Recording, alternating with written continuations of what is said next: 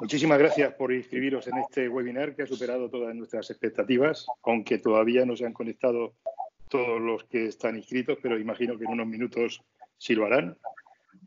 A pesar de la compleja situación, ADECA, la Asociación de Empresarios de Campoyano, que tengo el honor de presidir, conmemora este 2020 su 40 aniversario y obviamente seguimos con nuestras acciones. Y no son momentos de celebraciones y por eso ADECA ha reorientado todas sus acciones para seguir apoyando y estando muy cerca de los empresarios del parque empresarial con múltiples acciones. La más novedosa es la organización de estos ciclos de este ciclo de webinar en los que expertos de distintas áreas del mundo empresarial se pondrán al servicio de los empresarios albaceteños con el objetivo de reinventarse para salir fortalecidos del COVID-19. Agradecer a Global Caja, el patrocinador principal del 40 aniversario, su apuesta transversal por todas las acciones de esta conmemoración y dar las gracias también al Ayuntamiento de Albacete y a la Fundación Global Caja Albacete por apoyar esta iniciativa concreta.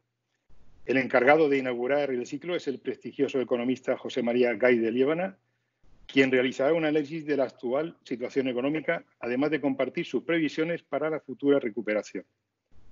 Es un auténtico placer contar con profesionales del ámbito económico como el profesor Gay de Liébana. Estoy seguro de que aclarará muchas dudas de nuestros empresarios en el turno de preguntas posterior a su ponencia. Y me van a permitir que les presente, aunque es casi imposible resumir en una línea, su extenso currículum. Es doctor en Ciencias Económicas, en Derecho, profesor de la Universidad de Barcelona, licenciado en Ciencias Empresariales, en Economía, en Administración y Dirección de Empresas y en Derecho. Académico de número de la Real Academia Europea de Doctores, profesor titular de Economía Financiera y Contabilidad en la Facultad de Economía y Empresa, Universidad de Barcelona, perito y profesor mercantil, profesor en la Facultad de Economía y Empresa de la Universidad de Barcelona, profesor invitado en universidades y escuelas de negocios españolas y extranjeras, conferenciante y ponente en foros y congresos académicos institucionales, empresariales, profesionales y sociales, tanto en España como en el extranjero, divulgador en distintos medios de comunicación nacionales. En su condición de experto, cada mañana ameniza la actualidad, o analiza la actualidad, mejor dicho, económica en el programa de la cadena COPE, Herrera en COPE, con presencia frecuente en Antena 3, La Sexta, Televisión Española, 13TV, Telecinco y un largo etcétera. Es autor y coautor de varios libros sobre economía. Entre sus más recientes publicaciones destacan los libros Por la senda de la nueva contabilidad, analizando e interpretando por el NPGC, y España se escribe con E de endeudamiento, la biografía de un país abocado al abismo. Impresionante el currículum del profesor y le cedo ya directamente la palabra al profesor Gay de Liébana. Bueno, buenas. Yo no sé si se me escucha, no se me escucha, se me ve, no lo sé porque llevo aquí bastante rato esperando para entrar, pero ¿va bien o no esto? Pues yo sí le estoy escuchando, profesor. ¿Sí? ¿Y se me ve o no se me ve? Se ve perfectamente. Y se me ve. Bueno, bravo. Lo digo porque, bueno, gracias a la Asociación de Campoyano también por la invitación y muchas gracias por ser el pionero, ¿no? En este caso, por lo que yo entendía, presidente. Ya se sabe que los pioneros normalmente eran aquellos que iban en el viejo oeste americano y que los indios les cortaban las cabelleras, ¿no? Por tanto, estamos ante lo que sería una nueva experiencia muy difícil con Microsoft Teams. Lo tengo que admitir que realmente es una dificultad agregada, pero bueno, para mí encantado de estar con todos ustedes.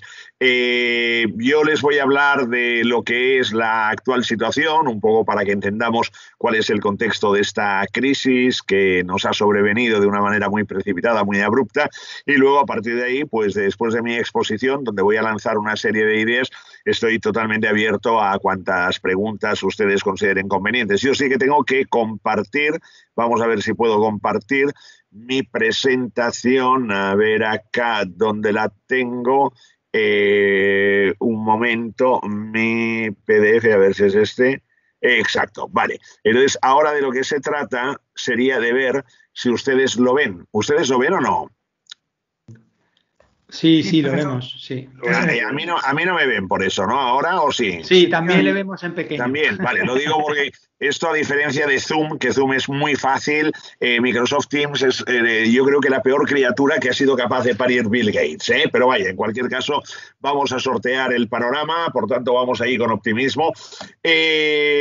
Aquí están las mujeres que son las claves para entender lo que puede ser, digamos, el rescate de España. Lo digo porque al paso que vamos ya ven ustedes que cada día ese abrazo es el abrazo, en definitiva, del derrumbe, ¿no? Del derrumbe cada vez más, sobre todo para el tejido empresarial, y los que están corriendo deben ser gente que corre en busca de un subsidio. Lo digo porque lamentablemente parece que este es el futuro de este país, salvo que seamos lo suficientemente capaces como para cambiar un poco el rumbo de las cosas. Para que ustedes estén situados, para mí siempre me gusta empezar en este caso presentando lo que sería el volumen de las economías mundiales, para que ustedes se hagan una composición de lugar, porque muchas veces se habla de que si China es la primera potencia, de que si, bueno, aquí en primer lugar lo que aparece es el ranking por potencias económicas en el año 2019, de acuerdo ya con datos cerrados de ese año, y como pueden apreciar, la primera potencia económica del mundo son los Estados Unidos de Norteamérica. Por tanto, yo diría que hay que ser amigo de los Estados Unidos de Norteamérica,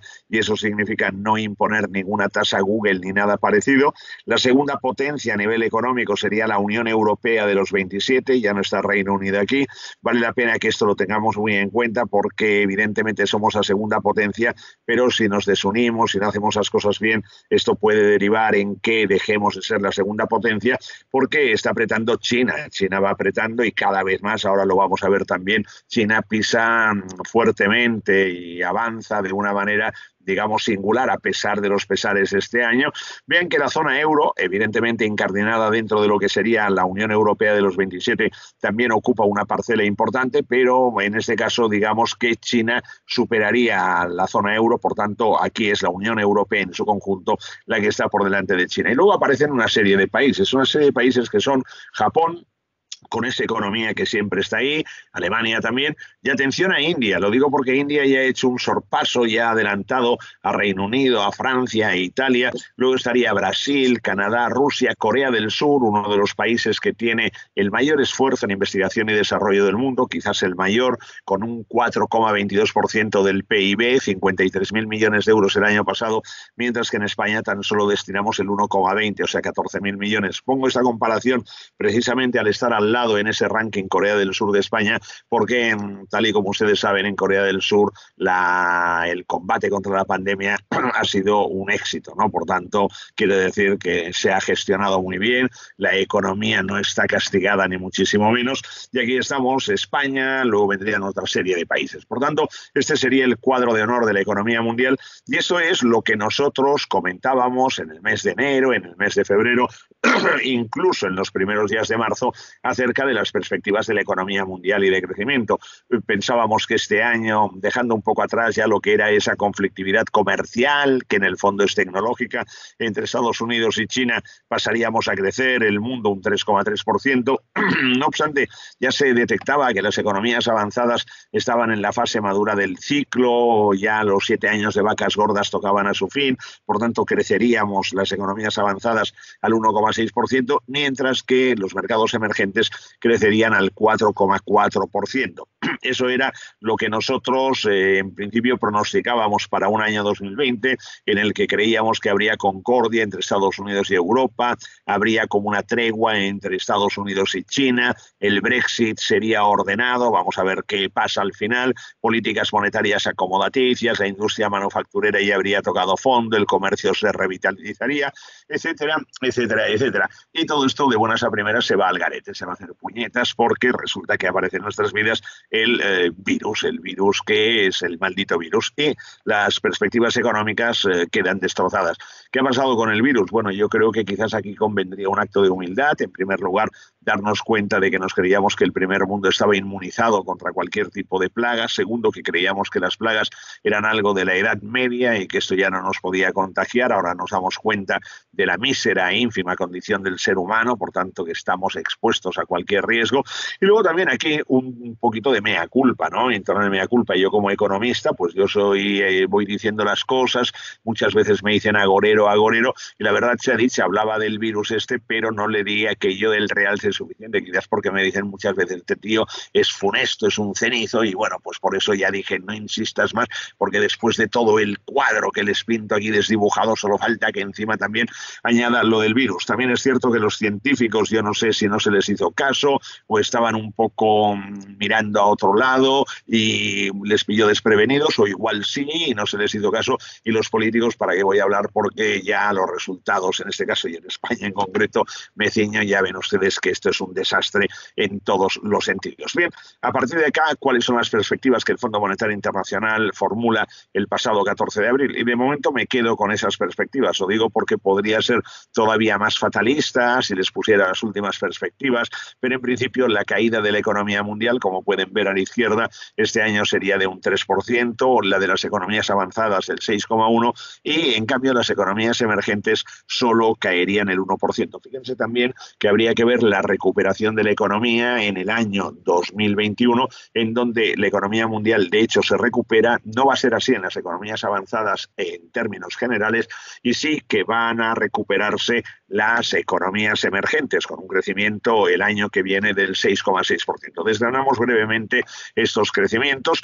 Lo que son grandes potencias o grandes referencias a nivel mundial: Estados Unidos este año, en principio, la previsión de caída es el 5,9%, y que el año que viene se recupere al 4,7% depende de los motores económicos que Donald Trump y el gobierno norteamericano ponga en marcha, que evidentemente los está poniendo. En la zona euro la caída es el 7,5%, aquí pesa mucho el capítulo de Francia, el de Italia y el de España, menos el de Alemania, como ahora comentaremos, pero en cualquier caso observen que la recuperación para el próximo año 2021 es una recuperación que no permite absorber toda la pérdida de la economía en el año 2020. Japón va de aquella manera. A mí me preocupa relativamente poco Japón, porque la típica economía japonesa va tirando y siempre están ahí.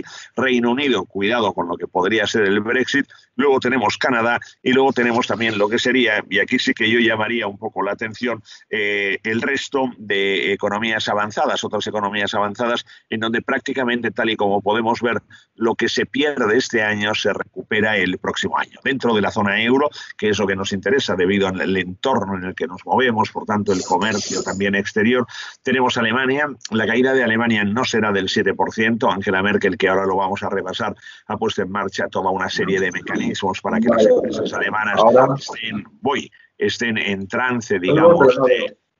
Vale, sí, la ha dejado entrar ya. Hola. Nada, muchas gracias. ¿Sigo? Hola, ¿sigo? Yo creo que sí. Sí, profe. Sí, es que estaba escuchando aquí una conversación de si entraba uno o no entraba. ¿Sigo o no sigo yo? Perdonad, os recuerdo por favor que tenéis que tener todos los micrófonos apagados para... Yo sigo. Profesor, adelante. Vale, gracias. Estaba con Alemania. Entonces, yo decía que en Alemania la caída no va a ser del 7%, sino que la caída va a ser en principio del 3%, porque Angela Merkel ha puesto en marcha muchos mecanismos. En Francia, que la caída en principio se prevé que sea del 7,2%, igual no es tanta, porque ya Emmanuel Macron, el presidente, dijo que no va a permitir ni a una sola empresa que quiebre ni a un solo trabajador que se quede sin trabajo. Es algo distinto a lo que tenemos en España. En Italia están más o menos en la misma línea que Francia y Alemania, poniendo todo el dinero habido y por haber para que la economía y las empresas tiren hacia adelante. Y en España la caída del Fondo Monetario Internacional, o prevista por el Fondo Monetario Internacional, es el 8%, con una recuperación el año que viene el 4,3%. En estos momentos yo lo que estaba leyendo y esta mañana me hablaba de una caída del 12% en la economía española, y la recuperación del año que viene vamos a ver de qué calibre es. Por tanto, aquí es evidente que las cosas se están haciendo no bien, sino que se están haciendo rematadamente mal. Me voy a lo que sería un vistazo por el mundo, sobre todo en las economías emergentes. Vean que este año 2020, a pesar de los pesares, China va a crecer el 1,2%, y que el próximo año China va a recuperar lo que sería el ritmo habitual con un crecimiento del 9,2%. China se ha convertido en la fábrica del mundo, todos estamos dependiendo de China. Ahora nos damos cuenta de que hicimos una desindustrialización y deslocalización que al final nos pasa una factura cara, elevada. Y luego tenemos India. Atención a India, porque India este año crecerá el 1,9%. Ya advertía de que India ha hecho el sorpaso a otras potencias económicas de primer nivel. India está apostando por lo que sería fundamentalmente el desarrollo tecnológico, investigación, desarrollo, innovación. Fíjense también que ASEAN 5 es el acrónimo de la Asociación de Naciones del Sudeste Asiático, que encarnan 5, de ahí lo de ASEAN 5, 5 países que son Vietnam, Tailandia, Malasia, Indonesia y Filipinas, que están recogiendo el testigo industrial de lo que antes China estaba haciendo. Es decir, China se decanta más hacia una economía de servicios, apuesta por la línea tecnológica, por las redes, por lo que sería todo lo que es la nueva economía, por decirlo de esta manera, y poco a poco va descargándose de tejido industrial. Ese tejido industrial fluye hacia lo que serían los países colindantes, que son países que, como pueden observar, crecen este año. Bueno, decrecen este año, pero que el año que viene crecen con furia. Y este decrecimiento del 0,6% está por ver, porque realmente están apoyando a China en lo que sería la fábrica del mundo. Y aquí tenemos también una visión de otras economías. Pero en cualquier caso, lo que a mí sí me gustaría destacar es que una situación como esta, que es una situación, digamos, de crisis, pero de una crisis alarmante, de una crisis que realmente nadie creía que fuera tan profunda, tan aguda, tan doliente, hay que poner en marcha un plan de contraataque. Ese plan de contraataque exige 2 tipos de medidas. De un lado, las sanitarias, evidentemente esto es lo clave, lo fundamental, y luego las medidas económicas, y tienen que ser ambiciosas y efectivas para promover una recuperación rápida. Si nosotros pasamos aquí revista, digamos que los bancos centrales están actuando, están poniendo dinero, los bancos centrales, la Reserva Federal norteamericana barra libre y limitada, el Banco Central Europeo, 750.000 millones de euros que van fluyendo a la banca para que la banca a su vez lo traslade hacia las empresas y las familias. Va llegando de aquella manera, pero va llegando. Pero sobre todo lo importante es ver que en Estados Unidos Donald Trump puso en marcha ya hace un mes un plan aquí de reactivación de la economía. En primer lugar, dando un plan de choque, mejor dicho, dando 2 billones de dólares, con cargo al gasto público. Esos 2 billones de dólares es dinero para las familias, para estimular el consumo, dinero por familia, dinero por hijo. Cada mes tienen el cheque correspondiente, los dólares para que los gasten, y luego unos préstamos por 350.000 millones de dólares a las pequeñas y medianas empresas, que a condición de que mantengan el empleo, si no echan a nadie, esto va a ser durante estos meses de situación crítica de la pandemia, no lo tendrán que devolver. Por tanto, quiere decir que sería una subvención. Alemania ha actuado más o menos igual, con un fondo de estabilización de 600.000 millones de euros. Francia, igualmente, con el lema de Macron de ninguna empresa en la quiebra. Italia está tirando la casa por la ventana, dando dinero a la gente para que haga turismo a partir del momento en el que se pueda reactivar el sector turístico. Y aquí una tomadura de pelo absoluta por parte del presidente del gobierno y del gobierno, hablando de una movilización de recursos de 200.000 millones de euros, de los cuales 200.000 millones de euros hay 100.000 en avales, estos avales que no llegan, que están encallados, y que al día de hoy me parece que solo se han concedido 32.000 millones, que además para negociarlo tienes que negociarlo como si fueras a cotizar en Wall Street, es decir, un papeleo, una burocracia tremenda. Luego, 17.000 millones de gasto público, al final estos pueden ser 28.000, 30.000 millones. El esfuerzo total del gobierno va a ser solo del 3% sobre el PIB, a diferencia de otros países en donde estamos hablando del 10%, del 9%, del 11%, y atención ahí, porque dentro de esta movilización de recursos que el presidente comentaba con grandilocuencia, hay 83.000 millones que no me gustan nada, que es movilización de recursos del sector privado hacia el público, con lo cual quiero decir que de alguna manera ya nos hacen ahí lo que sería el atraco, en el sentido de que van a sacar 83.000 millones de euros del sector privado, de empresas, de personas, para financiar el gasto, ese gasto confuso, difuso y profuso que luego veremos. Y la pregunta es si realmente Las medidas de cada estado son suficientes para salir hacia adelante. En Estados Unidos sí, por supuesto, en Alemania también, en Francia también pueden serlo. Italia está tocada y en España, evidentemente, tal y como vamos a tener oportunidad de ver, la situación es muy complicada, muy difícil. Bueno, en este caso es cuando se pide el papel del Banco Central Europeo, porque hay países como España que ha llegado, pues debido a la política fiscal, debido a la falta de palancas fiscales, con un déficit público que es sonrojante, sangriento, y con una deuda pública que es desmesurada totalmente. Por tanto, en ese momento de crisis no podemos echar mano de lo que sería capacidad de endeudamiento de un lado y luego pues haber tenido superávit en los años buenos que se han gestionado las finanzas públicas muy mal, como para poder en definitiva echar mano de ello. Bueno, aquí estamos ante un dilema, ustedes lo saben perfectamente, el norte contra el sur, el norte que dice sí, estamos dispuestos a dejar dinero, pero vamos a dejar dinero con unas condiciones, porque chicos, los del sur y en concreto España se le hizo un rescate financiero y de aquello que se le dio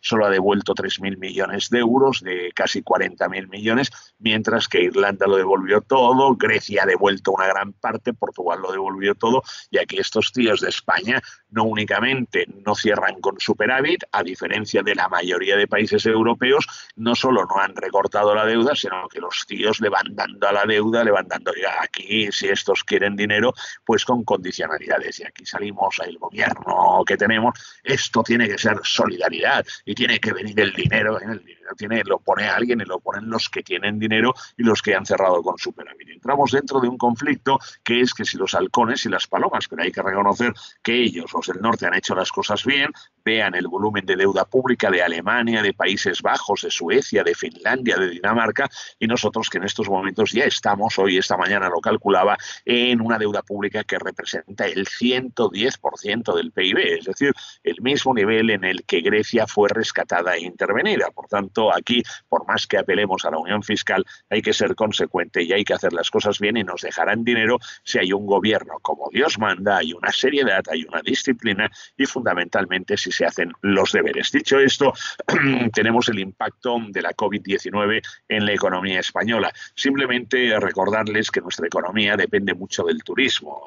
Por tanto, quiere decir que el turismo y los servicios son los que tiran del carro de la economía. Y aquí tenemos a una señora, a Nadia Calviño, la vicepresidenta económica del gobierno, la pobre mujer descolocada, cada día la descolocan más, cada noche también hay alguien que atenta contra lo que sería la pobre mujer, la integridad que tiene, pegándole un golpe por aquí, otro golpe por allí, pero hay algo que hay que tener en cuenta. Esta señora, con todo mi respeto, hace tiempo que no se entera, y digo que no se entera porque parece que sea la réplica de Pedro Solbes. Lo digo en el sentido de que el pasado 4 de marzo, lo pueden ustedes constatar a través de la hemeroteca, dijo que el impacto del coronavirus en la economía española sería muy poco significativo. Evidentemente, quiero decir que esta señora no tenía mucha referencia de lo que podía representar el impacto del coronavirus, muy poco significativo, cuando la economía española en estos momentos lamentablemente está, como yo decía esta mañana con Carlos Herrera, está en una pira funeraria y el gobierno le está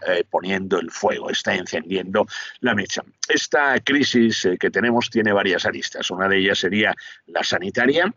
La sanitaria es una pregunta que a mí me interesa mucho formular. ¿Por qué se han recortado los presupuestos? Simplemente el gasto público ha ido aumentando, ahora lo van a ver, pero sin embargo los presupuestos en sanidad se han recortado. ¿Esto qué quiere decir? Pues que se ha recortado sanidad, se recorta educación, se recorta protección social, porque siempre interesa al pueblo, bueno, el pueblo que no se entere, incluso que pueblo inculto, gobierno corrupto, esto también nos va bien, y en cambio el gasto lo que ha aumentado ha sido el gasto político, la industria política, el conjunto de administraciones. Tenemos un problema también, la demografía, es decir, una cosa es el envejecimiento de la población desde la perspectiva de productividad laboral y otra es que este envejecimiento de la población castiga en esta pandemia porque la población mayor somos los más vulnerables. Y luego la estructura territorial, como siempre pasa, evidentemente en las grandes ciudades, los grandes núcleos urbanos son donde la epidemia se ha propagado, digamos, de una manera más dura, ¿no? Crisis económica, no hace falta que yo les diga que estamos ante un momento de una destrucción de la economía productiva. Estamos con los autónomos, las pymes, las empresas, los trabajadores en una situación prácticamente en el disparadero. No hay liquidez, la crisis de liquidez empieza siendo una crisis simplemente de liquidez, pero luego deviene en lo que sería una crisis de solvencia, y la pregunta es si por parte del gobierno se está auxiliando o se está aniquilando a nuestras empresas.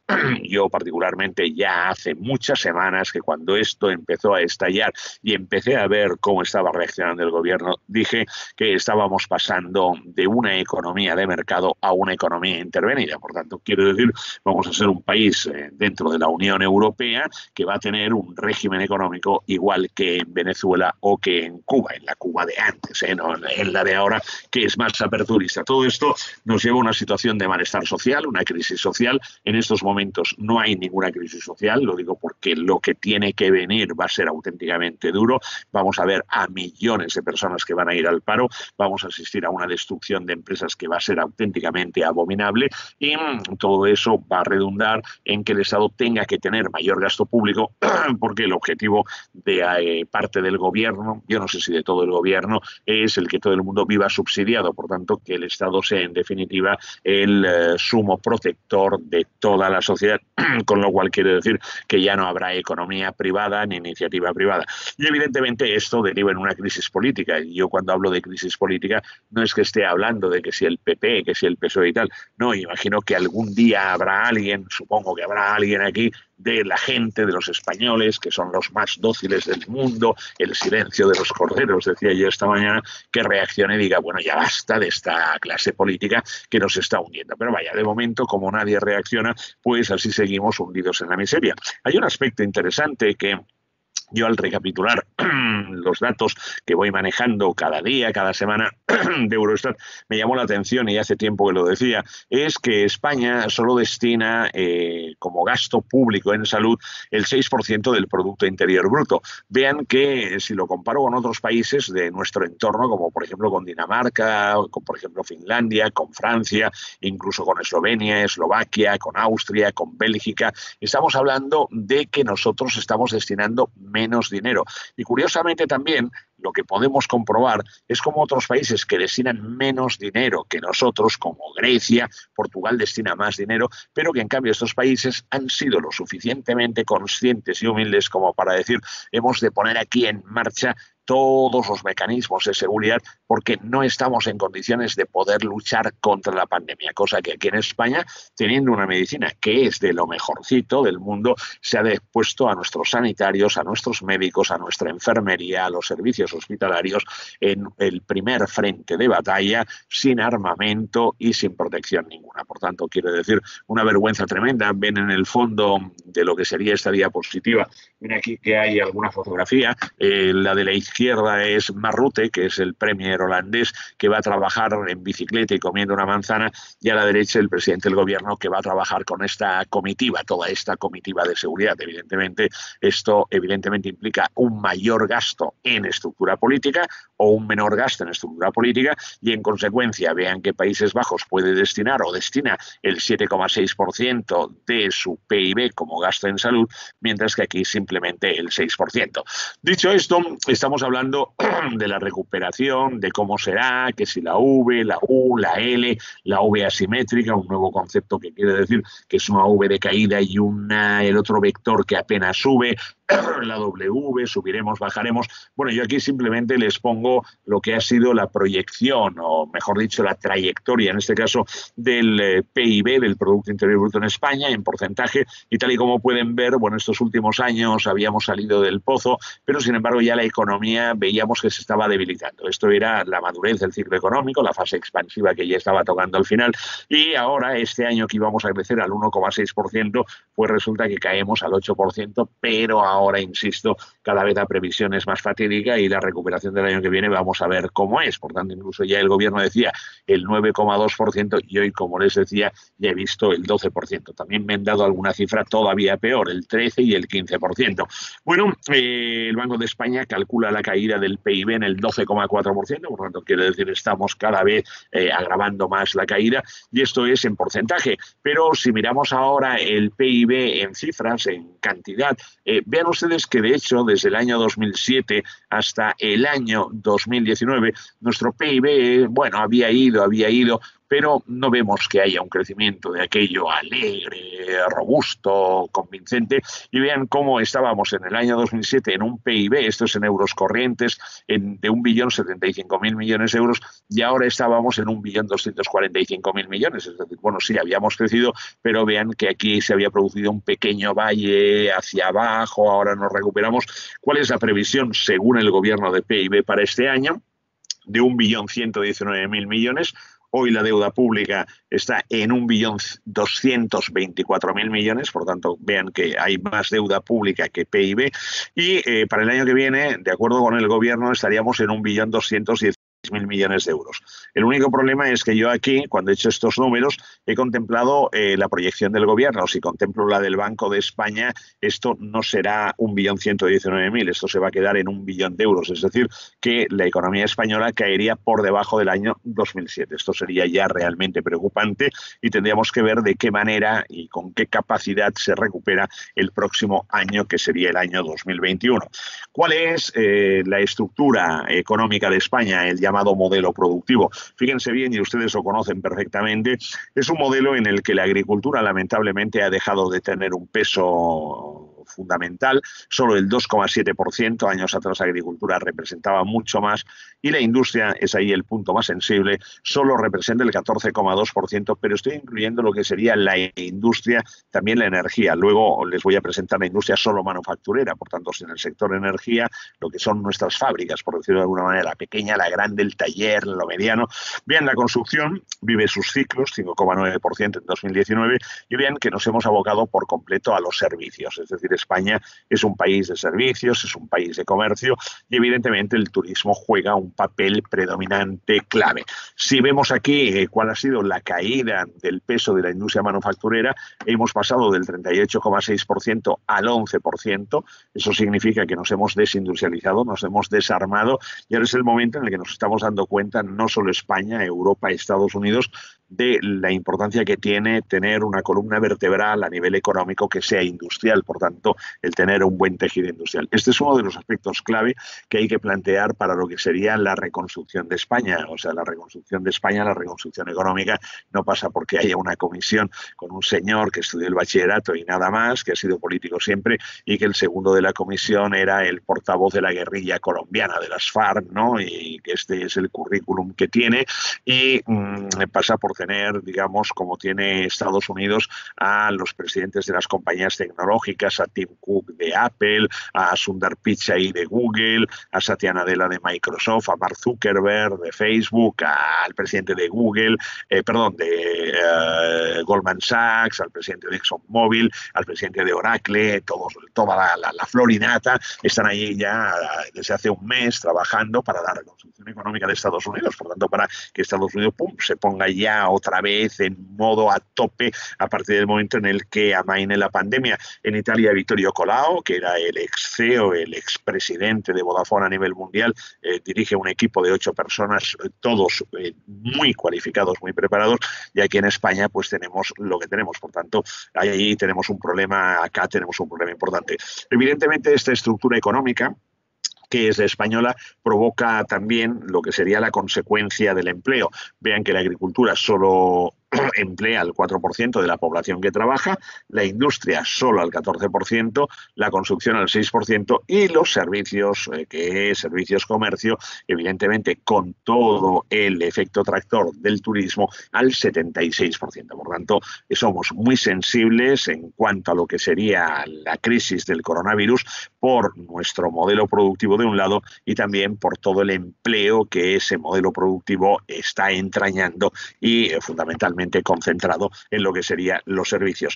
La tasa de paro, vean que en momentos muy recientes esta tasa de paro llegó a ser del 26%, estamos hablando de una tasa de paro preocupante, y en estos momentos, lamentablemente, estas previsiones del 20, del Fondo Monetario Internacional, del 19, según el gobierno, están ya dinamitadas porque, en principio, si faltaba algo, falta ahora la derogación de la reforma laboral, con lo cual la derogación de la reforma laboral nos lleva a lo que sería una doble perspectiva. De un lado, el paro se va a agudizar porque va a haber muchas empresas que incluso se están planteando presentar más ERTEs o renunciar al ERTE y ya pasar al ERE directamente, y otras empresas que van a abocarse al concurso de acreedores, pero luego con lo que sería reformar la reforma laboral, por tanto derogar la reforma laboral, eso significa que no va a haber empleo. Por tanto, en definitiva, el gobierno todo lo que está haciendo es para matar a la economía productiva, para perjudicar a los empresarios, para matar a los empresarios. En definitiva,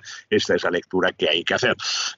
Lo acabo de decir, simplemente a modo de refrendo. Nosotros tenemos aquí, pues evidentemente, una mayor sensibilidad en esta crisis económica, porque nuestro modelo productivo está basado en los servicios y el comercio, y aquí es cuando vuelvo otra vez a apelar a lo que hace Estados Unidos, el dar créditos a las empresas, Alemania, Francia, Italia, sobre todo para intentar mantener el tejido empresarial que está ahora en un momento de hibernación, pero que puede estar en stand-by, es decir, que haya la suficiente, en este caso, capacidad de dinero para aguantar, para en el momento en el que la pandemia ya esté controlada, ya poner en marcha los motores de la economía, que los motores de la economía empiecen ahí a alzar el vuelo de nuestras naves empresariales. Esto es lo que yo comparo con un aterrizaje abortado que he tenido oportunidad de hacer, seguramente alguno de los participantes habrá tenido oportunidad de hacerlo, es cuando la torre de control le da entrada al comandante y el comandante ve que en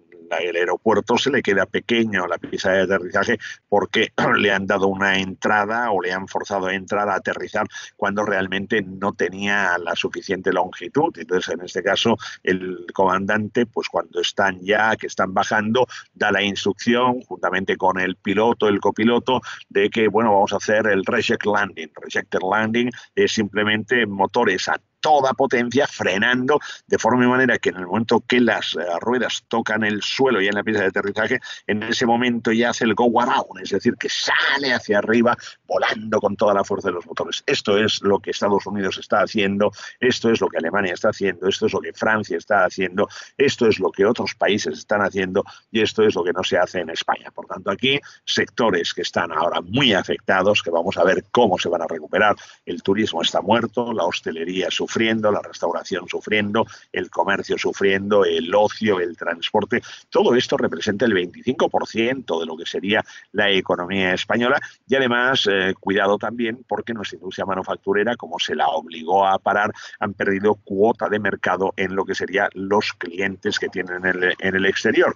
Y luego tenemos también unos países emisores de turismo, que yo leía también hace un rato, que están planteando ya corredores en Europa, pero que no cuentan con España. Es decir, ya está Alemania planteándolos con Portugal, con Grecia, con Italia, pero no cuenta con España. Por tanto, estamos haciendo méritos más que suficientes para que digan estos tíos aquí que queden totalmente al margen. Bueno, a partir de ahí, pues ya aspectos que yo he dicho, simplemente me gustaría enfatizar sobre que el gobierno está dejando a nuestras empresas en la estacada. La pregunta es el por qué.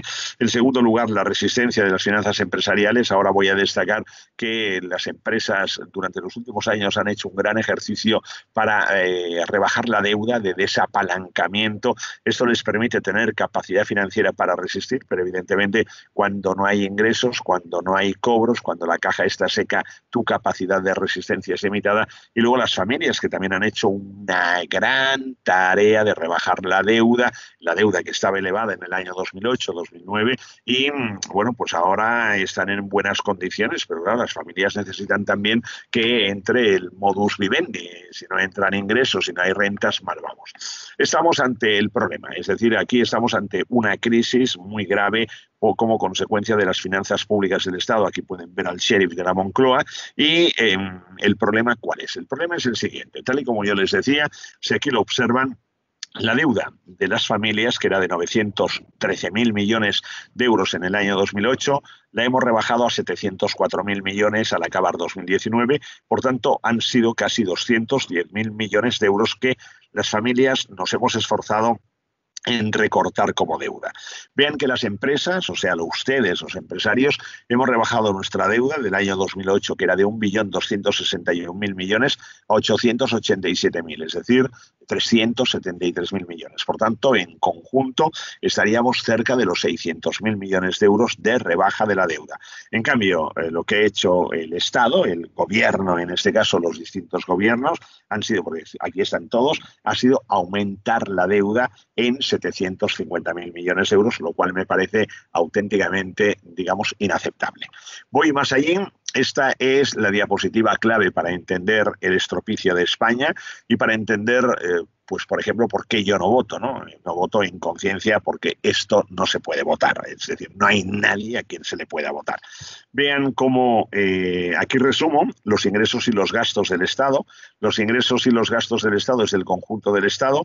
Por tanto, el gasto público es el de Madrid, Administración Central, es el de las comunidades autónomas, seguridad social y también ayuntamientos, y los ingresos públicos, que ya tienen un gran componente, que ya saben ustedes que este gran componente son los impuestos y las cotizaciones sociales, pues acá están, y vean cómo a lo largo de los últimos años se ha producido aquí una situación realmente doliente. La situación doliente es que, tal y como podemos ver, desde el año 2008 se ha gastado mucho más de lo que se ha ingresado. El déficit fue de 50.000 millones. Luego, al año siguiente, se gastaron 494.000 millones con ingresos de 373.000, 120.000 millones de euros de déficit. Y así hemos seguido con esa tónica a lo largo de todos estos años.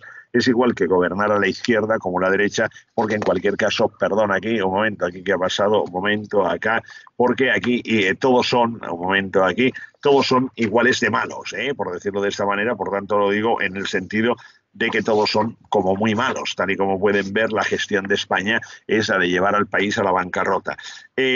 Una advertencia: en el último año 2020, trabajo con las cifras del programa de estabilidad, es decir, lo que se ha presentado, pero evidentemente ese déficit de prácticamente 116.000 millones de euros al día de hoy ya está prácticamente superado, de acuerdo con los últimos datos que voy computando y que se están publicando. Entonces, yo sumo todo el déficit de estos años, desde el año 2008 hasta el año 2020, y esto arroja la cantidad de 941.000 millones de euros. Es decir, sobre el PIB de este año, ese 1.119.000 millones de euros que yo les decía, representaría el 84%. Pero en el caso de que el PIB sea inferior y que este déficit sea superior, prácticamente este año 2020 todo lo que produzcamos sería para absorber, o sea, no serviría para nada, porque sumaría tanto como el déficit público acumulado desde el año 2008 hasta el año 2020. Por tanto, la situación de las finanzas públicas es de bancarrota absoluta, de quiebra. Esto explica el por qué no se están pagando los ERTES, el por qué no llegan los avales del ICO y el por qué cualquier cosa que tenga que pagar el Estado no tiene dinero para pagarlo. Entre otras cosas, las mascarillas y el material sanitario, que lo han pagado de su bolsillo Amancio Ortega, a Juan Roche, a algunos empresarios, y luego al final el gobierno ha conseguido emitir deuda pública y por ahí comprar algo. Muy bien. Cuando vemos las cifras de déficit público en porcentaje, vean que son auténticamente también detestables. Estamos hablando de déficit público en España del 10, del 11% sobre el PIB, algo que en Europa no se ha visto nunca, estremecedor. Este año vamos a ver cómo queda ese déficit público, pero en principio podría ser mayor, y el año que viene vamos a ver cómo queda. Por tanto, la situación es tremenda. Solo se salvan de lo que sería esta quema en las corporaciones locales, los ayuntamientos, que saldan con superávit, digamos, sus cuentas. Y aquí está aquello que decía el señor Mark Rutte, que es el premier holandés, que va a trabajar con su bicicleta una manzana, nadie delante, nadie detrás, nadie a la izquierda, nadie a la derecha, con lo cual el gasto público es moderado, y esto permite a los Países Bajos pues el tener un superávit del 1,7% sobre su Producto Interior Bruto. Vean Dinamarca, vean Luxemburgo, vean Alemania, por tanto, todo bien. Y algunos países que tienen un pequeño déficit. Y en el pelotón de los torpes estamos nosotros, Está la Francia de Emmanuel Macron, está Rumanía también, pero fundamentalmente lo preocupante es España, porque España crónicamente desde el año 2008 está saldando sus cuentas con déficit público. Aquí viene el capítulo. Si evidentemente tú pierdes, pues alguien te tiene que dar el dinero suficiente, y en este caso sería la deuda pública. Claro, la deuda pública, vean cómo en el año 2007 estaba en 383.000 millones y cómo ha ido increciendo, y ahora en principio estaría al acabar este año en 1.293.000 millones, pero les recuerdo que hoy es de 1.224.000 millones, es decir, ya hemos superado, solo estamos en el mes, ya datos estos son de abril, estamos en el mes de mayo, de abril, y ya estamos en 1.224.000 millones de euros, con lo cual la deuda pública al acabar este año superará con creces el 1.300.000 millones, y ya el año que viene vamos a ver dónde se sitúa.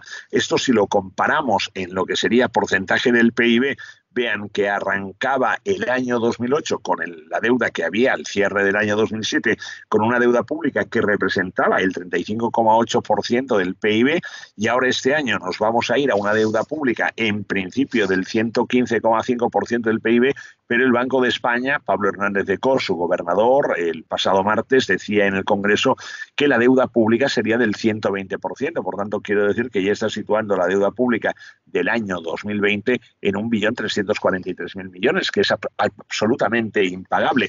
Y aquí, simplemente para que ustedes tengan una idea de lo que ha pasado desde el año 2007 hasta el año 2000, en este caso 19, hasta el año que lo tengo acá, 2019, sí.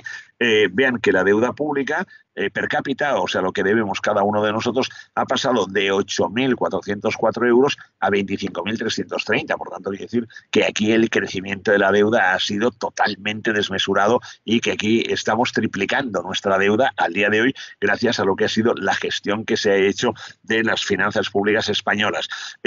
¿Cuál es la perspectiva de la deuda pública en porcentaje sobre el PIB en España? Vean que cuando nuestro presidente se desplaza va en Falcon, mientras que Mark Rutte, el de Holanda, va en bicicleta. Un pequeño detalle para entender el gasto público.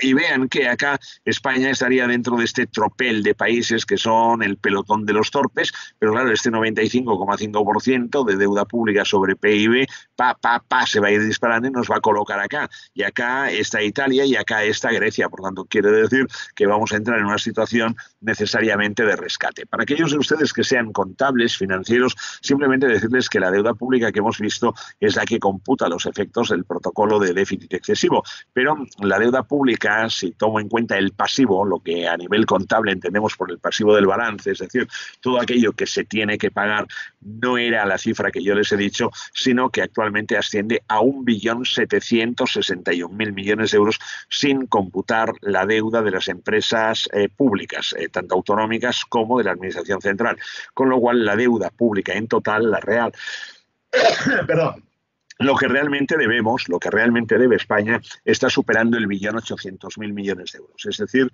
que en estos momentos estaríamos prácticamente ya en camino del 150% de pasivos sobre el PIB. La situación es de quiebra. Lo digo ya para que todos estén tranquilos, aquello que vamos a quebrar, estamos quebrados. Es decir, este país está quebrado, pero aparte de esto, lo que hace es va a aumentar las pensiones, va a dar un ingreso mínimo vital para todo el mundo, vamos a dar todo tipo de ayudas. Bueno, llegamos al momento clave, hay que repensar el futuro y hay que ver las empresas cómo tienen que reaccionar y cómo tendríamos que reaccionar todos, desde el punto de vista económico. Por tanto, estamos ante una pandemia, estamos ante un enemigo, esto es una guerra, el enemigo es invisible, pero nos está castigando, se están produciendo muchísimas bajas, todos tenemos a alguien cercano que lamentablemente se nos ha ido a lo largo de estas durísimas semanas, y hemos de pensar en cómo es este nuevo mundo con el que nos vamos a encontrar.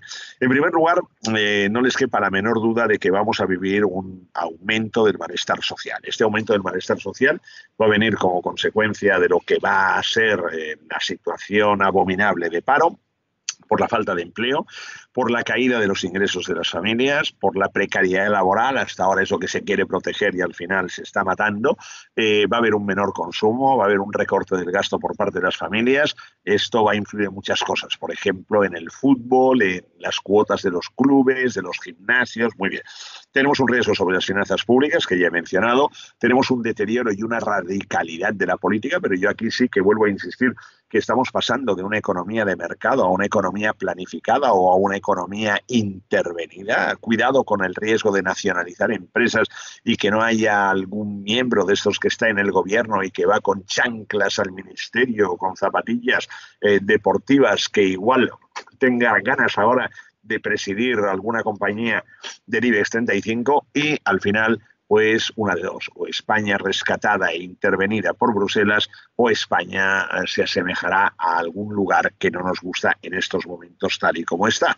El sector público se tiene que reforzar, es garante de los servicios públicos con un acento especial en la sanidad, pero cuidado, que ese refuerzo del sector público no sea para estar con estado de alarma durante 5 años, cada 15 días y con los derechos de los ciudadanos todavía más limitados. Y hay sectores económicos muy dañados, todo lo que tenga que ver con el deporte, en definitiva con lo que sería pues un poco la economía española, que es una economía de al aire libre, los espectáculos deportivos, el transporte aéreo, todo esto nos va a castigar y también las economías familiares y empresariales van a salir sobreendeudadas de este trance. Hay interrogantes, también yo me lo planteo, no quiero ahora entrar en lo que sería pues una lectura o una interpretación juridicista, pero quizás estamos ante una nueva Edad Media en la cual nos van a controlar, que habrá un tribunal de la Santa Inquisición, que hay un poder absoluto, que no hay la separación de los poderes. Esto es tal cual en estos momentos de Montesquieu. Hay que pensar en cómo se va a escribir el futuro de las inversiones financieras. Yo a aquellos de ustedes que inviertan, que tengan intención de invertir, les diría estén pendientes de lo que está ocurriendo. El sector tecnológico es potente, el sector industrial es potente y aquí pues claro tenemos una serie de dudas. ¿Qué va a pasar con el transporte aéreo, marítimo, ferroviario? El comercio electrónico se impone, es decir, toda empresa tiene que estar ya en online, estamos teletrabajando, hemos hecho una progresión en pocos días que es auténticamente brutal y también preguntas, ¿no? Turismo, deporte, ¿qué pasará? Pero hay algo que también para mí me parece que es interesante. Yo creo que las grandes empresas que estaban bajo la lupa cuando estalló esta crisis están actuando con sentido muy elevado de la reputación, del valor social, incluso por delante del valor económico. El papel de la banca es clave, la banca está ayudando, se ha convertido en el ángel de la guarda de la economía española, la banca está dando esos préstamos que el ICO está negando, la banca evidentemente no puede dar préstamos a todo el mundo porque le llegan algunos balances que están totalmente desquiciados y tiene que dosificarlos. La banca todavía tiene maniobrabilidad. La banca que ha llegado hasta aquí es la banca que ha engullido a todas las cajas de ahorro malas y a los bancos malos, por tanto, es la banca que ha sobrevivido, o sí, con ayudas y tal, también ha costeado y se ha responsabilizado y ha garantizado los depósitos de los clientes. Estamos viviendo un proceso de desglobalización, de tendencias proteccionistas, ya lo ha dicho Macron, a Renault y a Citroën, oiga, otra vez, venga, plieguen aquí todas las velas y de retirada hacia Francia. Por tanto, quiero decir que las factorías del sector de automoción aquí en España están en estos momentos en tela de juicio. Además, la situación política lo agrava. Volkswagen ya está desviando, SEAT Volkswagen está desviando producción hacia otros países europeos y no hacia España. Y nos tendríamos que plantear dentro de una comisión de reconstrucción cabal lo que sería pues intensificar el apoyo a sectores, hay más innovación tecnológica, al sector primario, fundamental para comer, repoblar la España vaciada, ahora que tenemos también esa transformación digital tan fuerte a la que estamos sometidos. Hay que aprovechar infraestructuras, hay que aprovechar universidades. Mi tesis en este sentido sería la de fomentar polos de desarrollo económico, industrial, agrario, tecnológico, con servicios de alto valor añadido. Esto sería muy fácil con el eje vertebrador de las universidades que están esparcidas a lo largo y ancho de España. También serviría para descongestionar conurbaciones, con lo cual también podríamos poblar o repoblar la España vaciada y luego, sobre todo, el buscar empleo en el sector industrial y tecnológico, para lo cual habría que cualificar a gente con una cierta urgencia. Estos serían los deberes para el día 1 de septiembre poder arrancar así. Vamos a vivir un proceso de reindustrialización en Europa, no queremos depender de China, nos hemos dado cuenta, la transformación productiva y digital con la tecnología y la digitalización están acá y las empresas es la clave, es decir, cualquier gobierno que no piense olvidarse que el motor de una economía son las empresas, lo hunde. Por tanto, aquí hay que apoyar a la microempresa, al autónomo, a la mediana, a la grande, a todos, porque al fin y al cabo esto es animar, sustentar a la economía productiva y luego el empleo. Y luego, sobre todo, hemos de dar un impulso al sector sanitario, es decir, tenemos una medicina, insisto, que es de las mejores del mundo, pero que no ha tenido equipamientos, no han tenido mascarillas, no han tenido protección, ha sido realmente deplorable. Y luego también hay algo importante, fíjense bien que talento lo tenemos, y digo que talento lo tenemos porque de hecho al frente de todas estas investigaciones de la vacuna, que parece que están dando unos primeros resultados esperanzadores, en todos los equipos hay españoles al frente, con lo cual realmente es algo impresionante ver cómo nuestro talento está en Estados Unidos con las vacunas y nuestro talento ha tenido que huir de aquí, porque aquí es en definitiva una España en la que cualquiera se mete en el gobierno, pero que la gente preparada tiene que huir de lo que sería ese país, este país que lamentablemente estamos destruyendo. Bueno, hay más aspectos que yo destacaría. Por ejemplo, uno que es interesante es que puede haber una alteración en el orden económico mundial. Me remitiría a la primera diapositiva cuando les presentaba el ranking económico, y ahí el poder ver que igual China avanzará más y que Estados Unidos va a depender de la capacidad de reacción que tenga. La Unión Europea, cuidado, porque la Unión Europea la veo anquilosada, tienen que poner dinero, vamos a poner dinero, pero aquí no se pone nada. Seguramente vamos a apostar muchísimo por la autosuficiencia, no querremos ahora depender de chinos, de comprar aviones, de que nos envíen el material, y el sur de Europa, con España a la cabeza, van a tener que ser intervenidos, ¿no? ¿Y cuál es el futuro que nos aguarda? No lo sé. Fíjense bien que además el intervencionismo y proteccionismo estatal ya está dando sus frutos. Air France, KLM, 8.000 millones de euros, al igual que Lufthansa, ponen los gobiernos, Alitalia, Renault, que pone 5.000 millones el gobierno francés. Vamos a vivir un proceso de concentración empresarial. ¿En qué manos van a quedar los grandes protagonistas empresariales si hay nacionalización de empresas? Luego un nuevo urbanismo, también una nueva concepción del hogar, porque ahora ya todos hemos de tener una sala de teletrabajo, porque si no estás en la cocina teletrabajando, estás en el baño defecando con una call conference o con un Zoom, o sea que realmente, y bueno, nos hemos de plantear una serie de cuestiones. Yo simplemente ya para acabar decirles que a modo de recapitulación, el paradigma económico que yo digo, y que hace tiempo que lo digo, por eso que es para la reconstrucción de la economía española, para mí pasa por una serie de ejes. En primer lugar, la sanidad, ya lo he dejado claro. La sanidad siempre digo que es el muro de contención que permite que la economía se desarrolle, que la economía funcione en condiciones normales.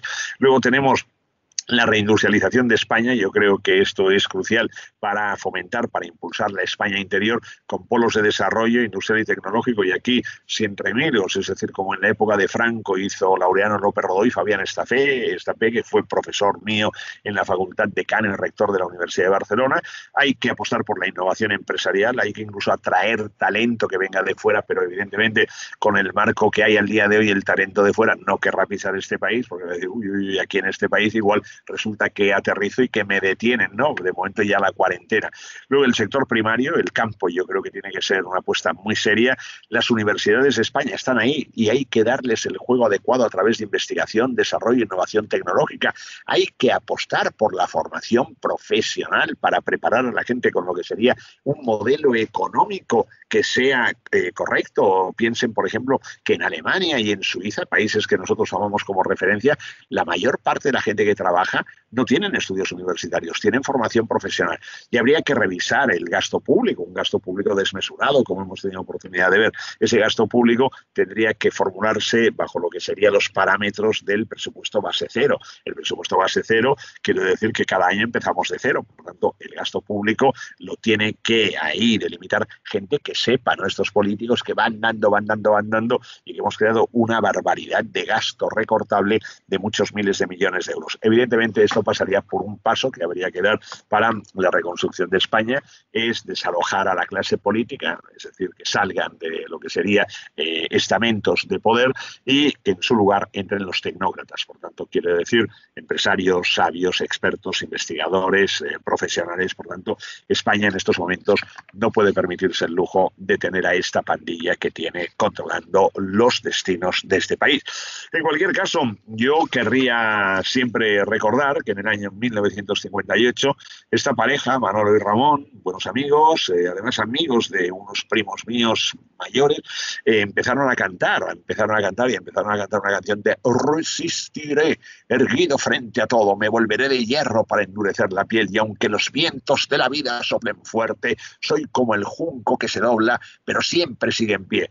Y hoy siguen cantando esta canción en el año 2020, empezaron en el año 58, 2020, 83 y 84 años, Manolo y Ramón, y siguen cantando Resistiré, y además se ha convertido en el himno nacional. También el malogrado Luis Eduardo Aute decía que la vida, ya saben, aquello de cine, cine, cine, más cine, por favor, que todo en la vida es cine, que todo en la vida es cine, y los sueños cine son. Por tanto, yo con esto concluyo mi perorata. ¿Vale o no vale? A ver, acá, un momento, ¿dónde está la ventana a compartir? Ya, un momento, acá, vuelvo aquí. A ver, ¿se escucha o no? ¿Aquí qué ha pasado? Aquí, esto es... Bueno, a ver, acá. Aquí. Esto es... Sí se le escucha, sí. Hay un ruido de fondo, pero es un poco complicado. Yo propongo que den un paso hacia el Zoom, que es lo mejorcito del mundo para reuniones así. Pero bueno, ya estamos en Microsoft Teams. ¿Se ha escuchado y se ha visto lo que yo he dicho? Totalmente, sí, desde el principio. Muy bien. Pues gracias. Perfectamente. ¿Han aguantado todos aquí o se han ido muchos? No, han aguantado perfectísimamente toda la reunión. Ahora lo que vamos a pedir es que hemos aguantado todos. Preguntas por escrito y después lo que vamos a proceder es a irlas leyendo una selección porque entendemos que puede ser que se extendería mucho este webinar. Lo que vamos a comenzar es dando la palabra al presidente de ADECA, que era el que quería abrir este turno de palabras, y mientras tanto el resto de participantes las pueden escribir por el chat. Muchas gracias. Adelante, presidente. Pues, hola de nuevo, profesor. Buenas, hombre, presidente, aquí Santos, abrazo virtual. Muchas gracias por toda la información que nos ha dado, aunque la verdad es que más que... Ponte la cara. Todavía tengo la cara de susto. No, hombre, hay alguien aquí que nos está interfiriendo. Convendría que cerraran todos los micrófonos para evitar interferencias y así. Vale, yo creo que ya. Le comento, ¿no? Simplemente estamos en Campoyano, es un polígono de 4 millones de metros cuadrados, cerca de 1.000 empresas, unos 13.000 trabajadores y sobre todo las forman pymes y micropymes. Claro. Y nuestra duda, claro, vemos los números que salen a nivel nacional e internacional, pero nosotros el daño lo tenemos en casa. El problema es nuestros trabajadores que están en ERTE, proveedores que están también pasando problemas y no nos suministran a tiempo, clientes que no nos compran a tiempo. ¿Cómo podemos reaccionar o cómo podemos empezar a reaccionar ahora que estamos saliendo del letargo este forzoso? ¿Qué tenemos que hacer en nuestras empresas para intentar no caer tanto como esa previsión está? Nosotros hicimos directamente una encuesta entre nuestros empresarios y salía que ellos y nosotros preveíamos cerca de un 30% de bajada de facturación. Hay que tener en cuenta que 2 meses prácticamente cerrados, más la cuesta arriba que ahora nos supone el enfrentamiento a esta nueva situación, pues no es nada disparatado pensar en ese 30. Nada que ver con ese 9 que nos ha dicho, ni con ese 14. Estamos hablando del día a día de las empresas. Entonces, con este problema que tenemos, que encima no estamos preparados porque nunca hemos pasado una crisis similar, ¿qué haría un pequeño empresario de 5 o 10 trabajadores para poder llegar al año 2022 y poder decir, bueno, esta ya me la he quitado también? Bueno, fundamentalmente yo creo que tiene que ser un esfuerzo conjunto por parte de todos. Es decir, ahí tiene que haber alianzas, en el buen sentido de la palabra, concordias entre la empresa, los clientes, los proveedores, los trabajadores. Es decir, que aquí no es el momento de discrepancia, sino de sumar. Yo no le puedo pagar a un proveedor, pero el proveedor tiene que ser consciente de que cuando yo pueda, yo le pagaré. Pero es que además me tiene que ayudar y me tiene que ayudar para que yo vaya hacia adelante. Yo tengo que entender esta misma situación con el cliente. Yo tengo que pedir también a mis trabajadores ahora un esfuerzo. Es decir, vamos a intentar mantener los puestos de trabajo de la mejor manera posible, pero igual nos tenemos que apretar el cinturón. Es decir, entre todos ahora hemos de remar. Entonces aquí hay un aspecto que es clave, que hay que buscar en cada empresa y de acuerdo con el sector al que se dedica, cómo tiene que ir a buscar, digamos, más facturación, más ventas. Es decir, las ventas no es algo que yo esté esperando, esta es un poco la mentalidad del comercio clásico, ¿no? Que estoy esperando aquí a que pase alguien por la calle y que entre en mi tienda. En el comercio online lo que hace es que te va a buscar, ¿no? Por tanto, yo creo que ahora es el momento en el que nos tenemos que reinventar a nivel comercial, a nivel de marketing. Nos hemos de acercar, cada cual sabe dónde está su cliente o dónde están sus potenciales clientes, y ahora es un momento también de expansión. Es decir, dentro de la situación mala hemos de conseguir recursos mínimamente, apelar a la banca, buscarlos como sean, o si los tenemos, echar mano para encarar lo que sería una expansión. Yo resulta que, claro, es que los clientes míos de la comarca no me compran, coño, pues busca clientes fuera de la comarca. O bueno, claro, pero es que tengo que moverme. Joder, claro, pues que te tienes que mover. ¿Qué ocurre? Que tú años atrás tenías que coger la cartera, tenías que coger el coche, subirte, ir por ahí, y ahora tienes el tema online, y ahora tienes Zoom, y ahora tienes esto, y ahora tienes lo otro. Y además, ¿qué puede pasar? Que tú puedes tener a más gente involucrada y trabajando. Para esto, ¿qué se necesita? Se necesita también una simbiosis entre la juventud y la veteranía, por una razón muy sencilla, porque yo, por ejemplo, entrar en Microsoft Teams para mí es un merdé, porque esto lo ha parido el gran Bill Gates y Satya Nadella y tal, pero el día que los vea les diré que han parido un engendro y tal. En cambio, yo con Zoom entro, salgo, doy mis clases tal cual, es lo más fácil del mundo y tal. ¿Qué significa? Que entonces yo digo, y entonces hay que tener plataformas digitales en este sentido, como para poder hablar con el cliente, para no tener ningún problema. Entonces, los que saben más de estas cosas son los chavales, y los chavales entonces que están preparados, que tienen ganas, que tienen brío, y que a la que se pueda viajar ellos se van a poner una máscara, la otra máscara, la visera y lo que sea, y no tienen problemas. Yo evidentemente visitaré Campoyano en el año 2035, Dios mediante, lo digo porque antes no creo que hayamos acabado con la pandemia, por tanto eso significa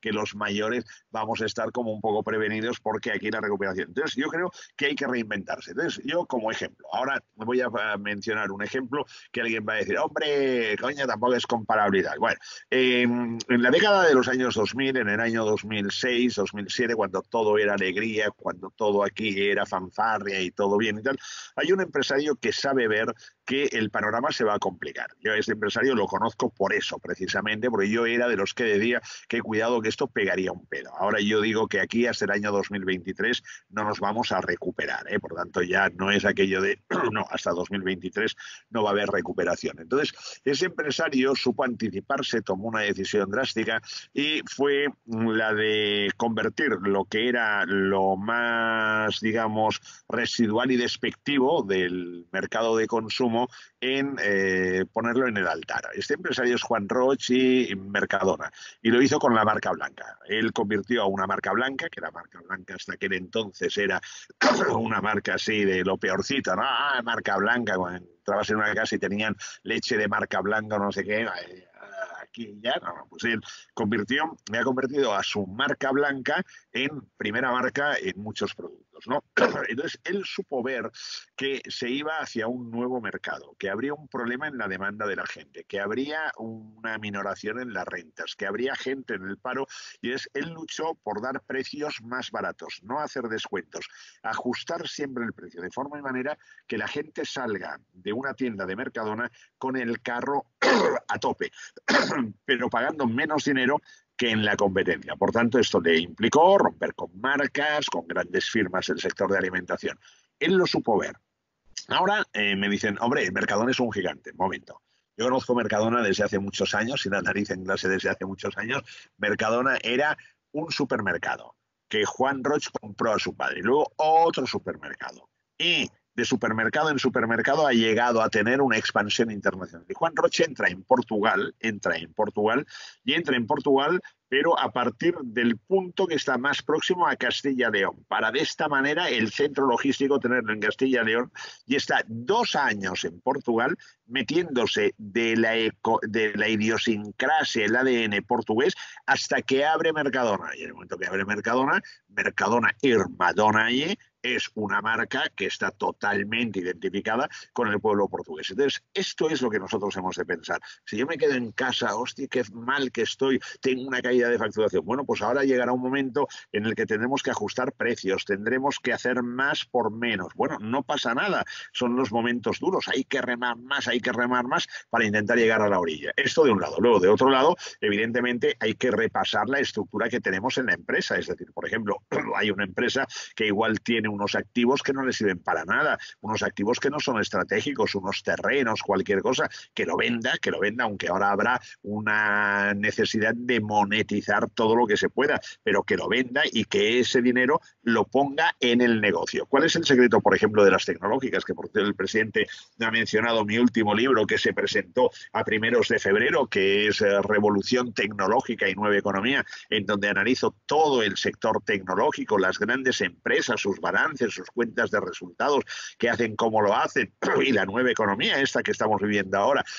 Bueno, estas empresas, Apple, por ejemplo, de cada 100 dólares que tiene invertidos en su activo, 72 los tiene en dinero, en cash. Por tanto, se dejan de puñetas de tener una cosa y la otra, dinero.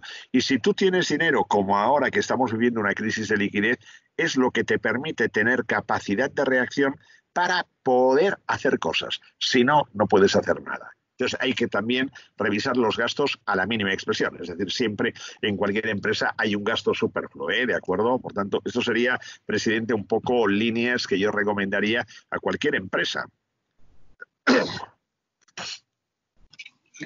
Profesor, vamos a proceder a trasladarles algunas de las preguntas del chat. Por ejemplo, Clara Vega le transmite que en cuántos meses o años vamos a estar como en Venezuela. ¿Hay alguna otra pregunta que vaya en relación? ¿Se puede prever o atisbar algo de optimismo o luz al final del túnel de esta crisis sin precedentes? Podríamos tener el yin y el yang de la misma pregunta. Sí, bueno, en principio a Clara, ¿no? Saludo cordial desde Barcelona, aquí, aunque estamos en Campoyano en estos momentos, ubicados virtualmente. Bueno, yo creo que nosotros como Venezuela, lamentablemente, estaremos a la vuelta del verano. Es decir, esto va a ser Venezuela. De momento ya estamos viendo unas colas de hambruna, colas de hambruna, gente que no puede comer.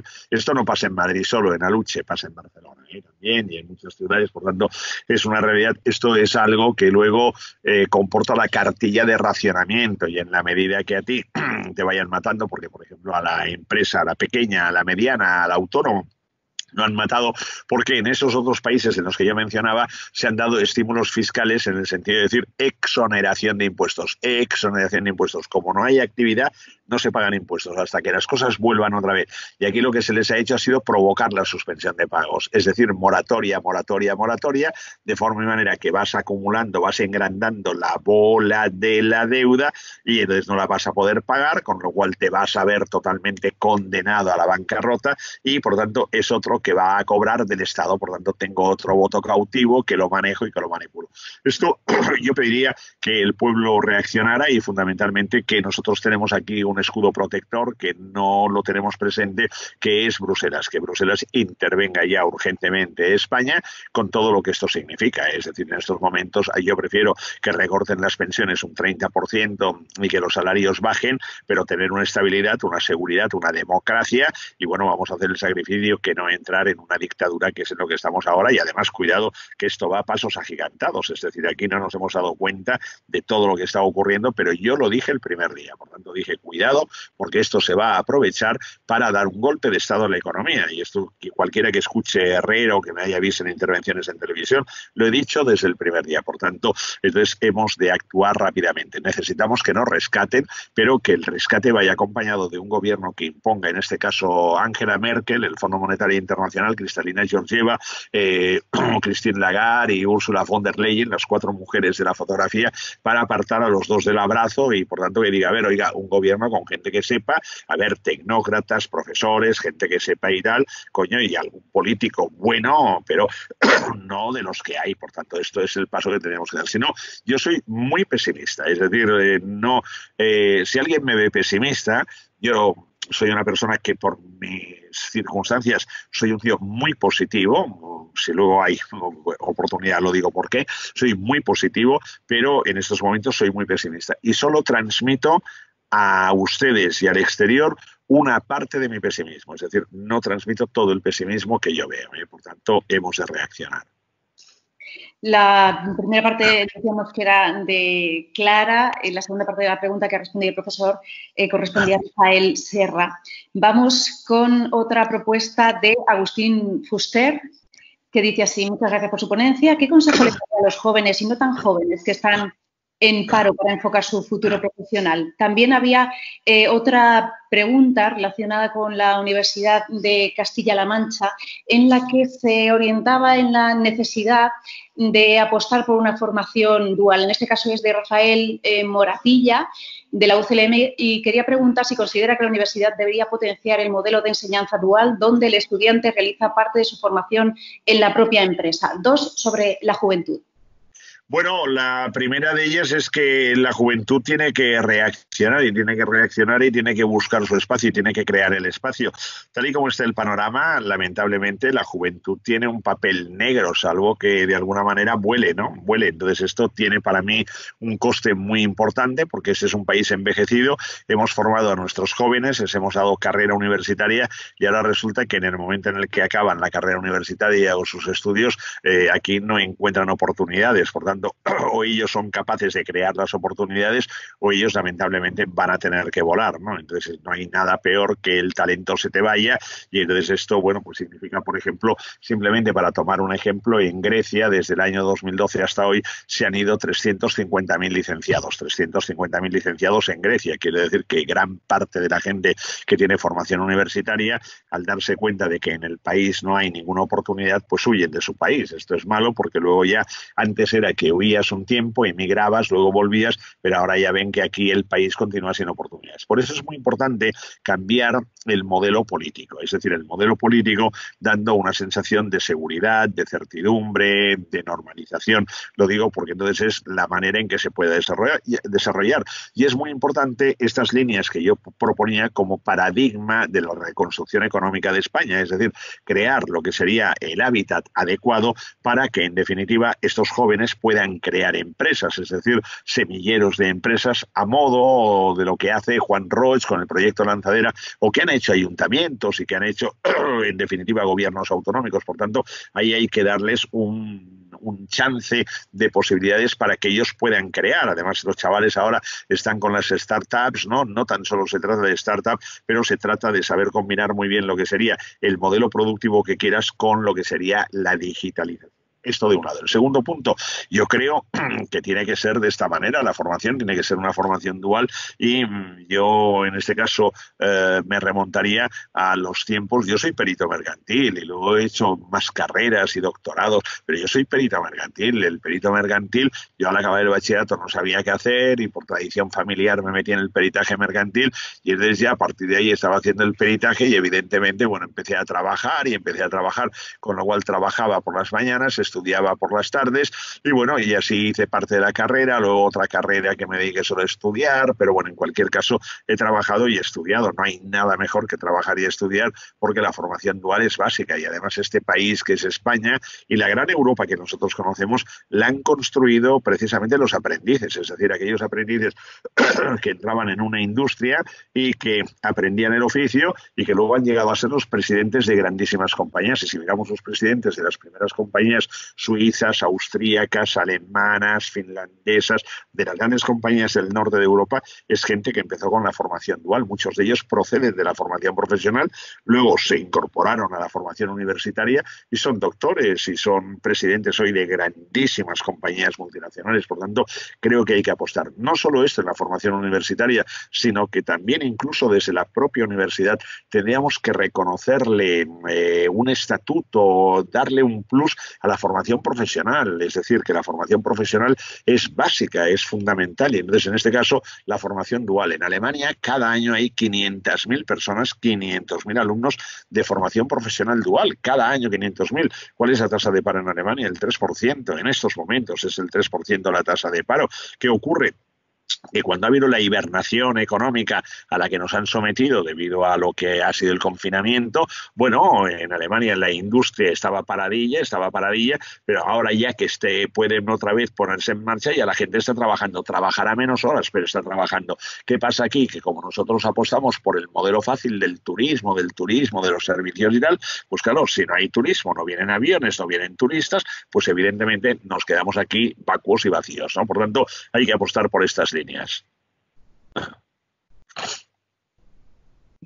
Muy bien, profesor. Le voy a trasladar una reflexión y también una pregunta de José Baños Torres. Dice así: son numerosas las preguntas que se pudieran plantear al profesor Godeliega. Reflexión acerca de una seguridad social con un patrimonio neto negativo 2 ejercicios consecutivos. Es decir, ¿en quiebra? Pregunta. Y la segunda cuestión: ¿por qué me toca de cerca en mis materias? El presupuesto base cero, como precisamente ha adoptado la pasada semana Chile. La transformación sería absoluta en la transformación del sector público, delimitando las responsabilidades y teniendo que justificar ex ante el dinero de cada proyecto. Necesita, no sé si lo estoy interpretando bien. Y sí, perfectamente. Se necesita, ojalá se cumpliese. ¿Cree que está preparada la Administración en el momento actual? Contesto a las dos. Efectivamente, la Seguridad Social lleva ya 2 años con patrimonio neto negativo, por tanto quiebra. En concreto, en estos momentos el saldo es de 33.000 millones de euros negativos. Tiene una deuda de 55.000 millones de euros antes de echar mano de lo que va a ser este año. Tradicionalmente se movía en 7.000, 10.000 millones. Había un fondo de reserva para las pensiones de 66.815 millones al acabar el año 2011. Hoy quedan 1.503 millones de euros, pero se deben 55.000 millones, con lo cual quiere decir que está totalmente en quiebra. Y el déficit acumulado por la Seguridad Social desde el año 2011 hasta hoy asciende exactamente a 115.700 millones de euros. Esta es la cantidad de déficit que se ha acumulado. Por tanto, la Seguridad Social está en quiebra. Voy más allí, lo digo para que no haya ninguna duda, y el dinero con el que la Seguridad Social puede tirar aguanta hasta el mes de julio y veremos a agosto. En principio, los cálculos son que en agosto no llegará la Seguridad Social para poder pagar. Por tanto, más emisión de deuda, pero la deuda también tiene un límite y también el que pone la deuda, que es el Banco Central Europeo, dirá, oiga, yo ya no puedo suscribir más deuda en España. Por tanto, esta es una cuestión. La segunda cuestión, el presupuesto base cero. Bueno, el presupuesto base cero requiere algo muy sencillo, es decir, desalojar a la clase política y poner a gente que sepa. Por tanto, quiero decir, los políticos dicen, ¿cuánto gastamos esto? Pues mira, gastaremos más de esto. Muy bien. Oye, ¿y en sanidad? Oye, si gastamos más en sanidad, ten cuidado que yo tendré que dejar el chofer y el escolta. Coño, no, es verdad. Recorta en sanidad y así yo puedo tener el chofer, el escolta. Y oye, y otro escolta, tú, que también así cuando voy por la calle también le da. Muy bien. Entonces, ¿qué ocurre? Que aquí lo que se está discutiendo es simplemente el crecimiento vegetativo del gasto. Entonces, si llega el sector privado y llego yo, lo primero que pregunto es, a ver, déjeme ver el gasto. Vale, muy bien. Entonces yo voy a la empresa, ¿no? Y le digo a un tío, al primer tío que veo, ¿y usted qué hace? Bueno, tía, el tío no me convence. ¿Y usted? No, yo coordino. ¿Y qué coordina? Bueno, los departamentos. Joder, usted coordina. ¿Y usted qué hace? Bueno, yo estoy aquí. Este tío sobra, este tío sobra, este tío... Hombre, bueno, es que, oye, cuidado que si lo he echado... Un momento, a ver, ¿qué estamos hablando de familia y de los intereses de uno? Estamos hablando de la empresa. Por tanto, quiero decir que entramos por funciones. Es decir, yo quiero el gasto, pero por funciones. Quiero saber qué se hace, cada cual qué hace, y lo que me cuesta, porque luego tengo que ver si realmente es caro o no es caro. Es decir, aquí este tío... Claro, ver el gasto. No, aumentamos aquí la dotación. No, oye, aumentamos la dotación y tal, pero sin entender el gasto. Entonces, por ejemplo, yo digo... Tenemos un Estado que está clonado. Lo tenemos clonado en Madrid, en las comunidades autónomas, en las diputaciones, en los ayuntamientos, en Bruselas y en la madre que lo parió.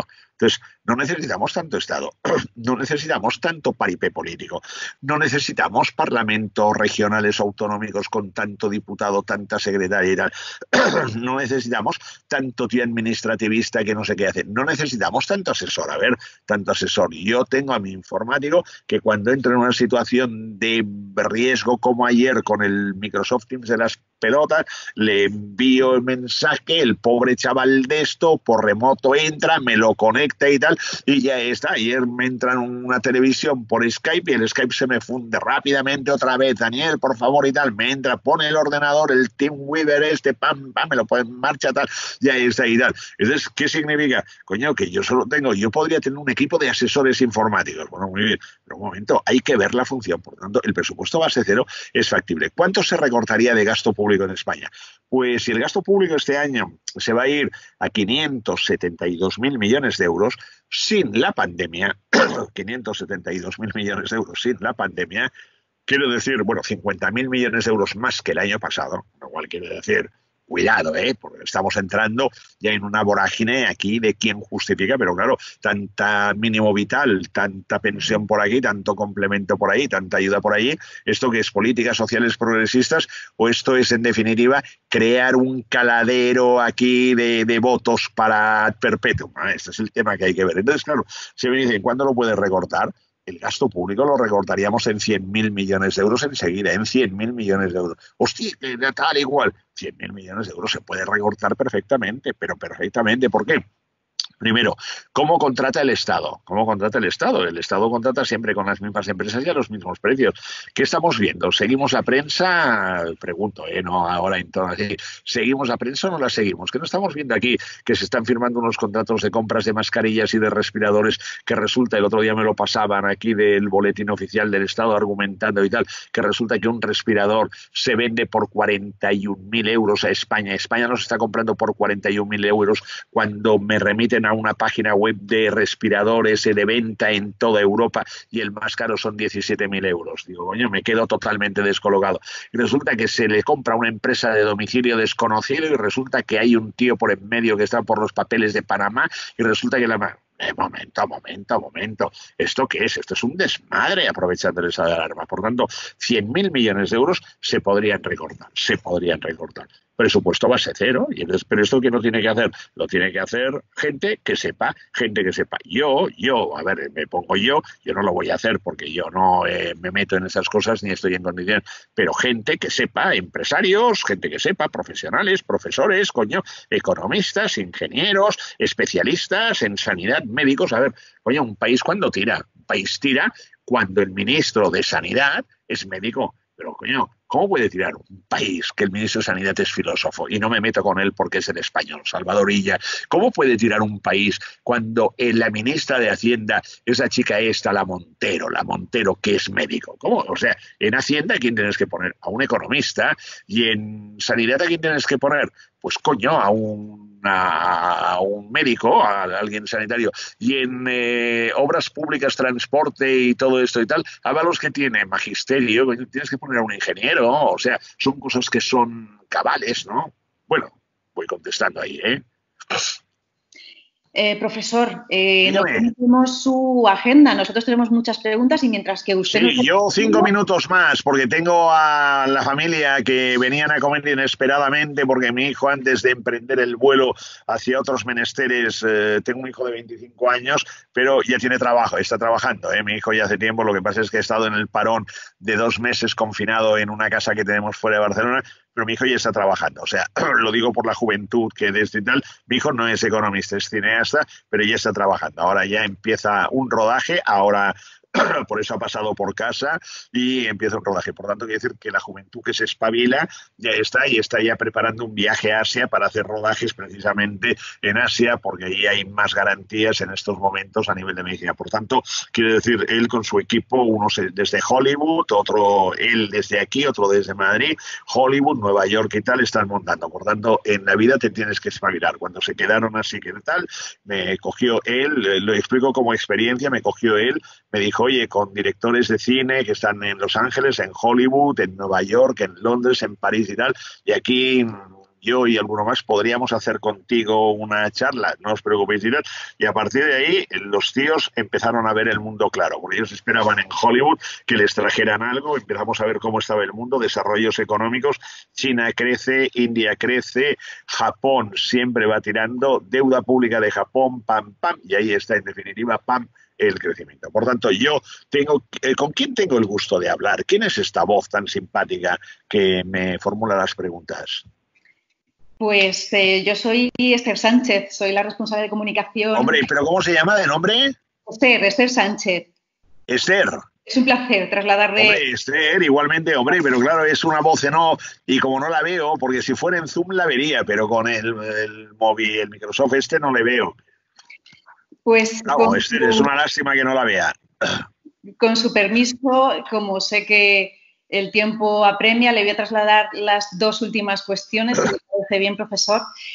Una va precisamente de lo que estaba hablando segundos antes, como es la tecnología y la digitalización. Decía Juan García que cómo veía el señor Liébana la inversión de las empresas en mejoras tecnológicas para la automatización de procesos administrativos que permitan mejorar la productividad de los trabajadores. También Enrique le daba otro giro y decía, ¿cree usted que la pandemia ha ayudado a fomentar la virtualización y digitalización en tiempo récord? Esto en cuanto a tecnologías.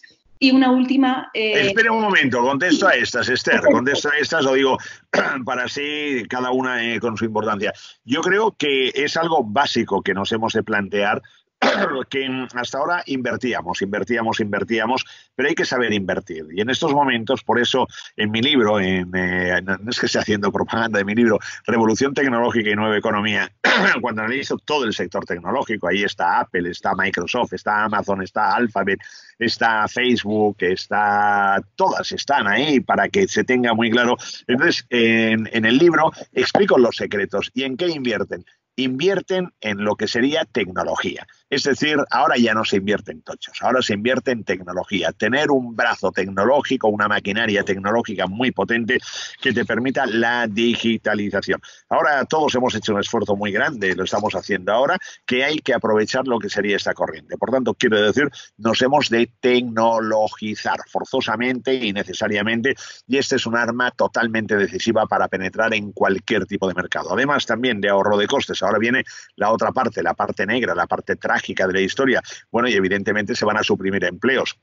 Claro que se van a suprimir empleos, porque en la medida que tú tengas más digitalizada tu actividad, más automatizada tu actividad, necesitarás a menos mano de obra. Entonces, la mano de obra, la sacrificada que tiene que hacer, cualificarse y recualificarse, por tanto, prepararse, formarse para lo que sería tener habilidades digitales con las cuales estar ahí en lo que sería el mercado de trabajo. Si no tienes habilidades digitales, al día de hoy no vas a ser absolutamente nadie. Por tanto, esto es lo que hay que saber ver. Pero voy todavía un paso más allá. Y no tan solo esto, sino que ahora ese gobierno que está jugando en contra, que está matando al tejido empresarial y que encima le pone la puntilla con lo que sería esta derogación de la reforma laboral, porque yo siempre digo que hay la gente que es indigente intelectualmente y económicamente, ¿no? O sea, tener indigencia intelectual económica.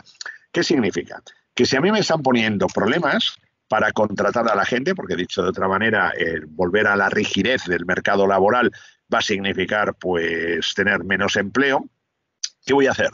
Pues miren, en el mercado ahora cuando colguemos esta conferencia, entran, buscan, ustedes verán que hay robots que te hacen ya tareas por 14.000 euros, precio de oferta, y por 20.000 euros, robots más o menos competitivos.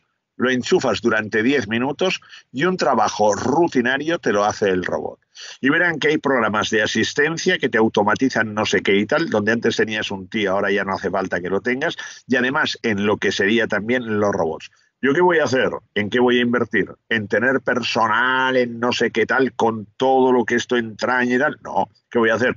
Tener robots. Voy a tener robots aquí y yo la próxima conexión que hagamos voy a tener un robot que entrará por aquí, el otro que preparará por allí, el otro que me preparará los papeles, el otro que conectará y tal, el robot. Por tanto, ya está, en vez de gente que tal igual. Entonces vamos a una sociedad robotizada. Las personas electrónicas. Por tanto, este es un tema que nos debemos de plantear. Ahí es donde tenemos que invertir y ahí es donde nos tenemos que saber abrir el futuro, que es sin duda tecnológico y digital.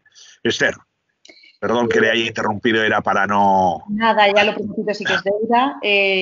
Vamos a trasladarle esa última pregunta o un mix.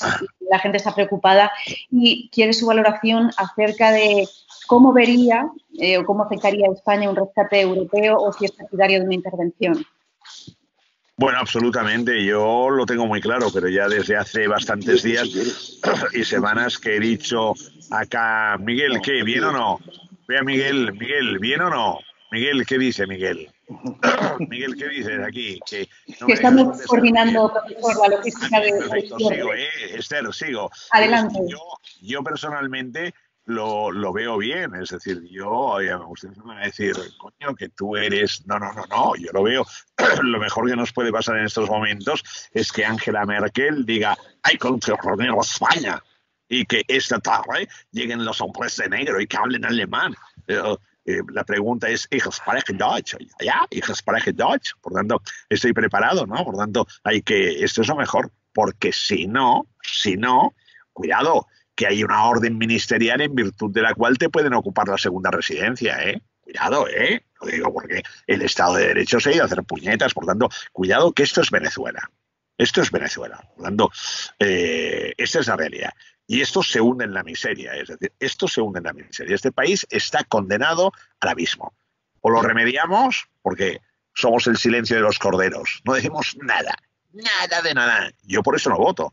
Yo hace ya años que no voto. ¿Y por qué no voto? Por esto, porque no hay nadie responsable. Yo votaré el día que vea un tío responsable. ¡Pam! Le daré mi voto, tenga mi voto, encantada de la vida. Pero para que jueguen con nosotros estos, son unos vividores, aquí con un palacete, un casoplón que se compran y tal, aquí apelando a los compañeros y a los camaradas.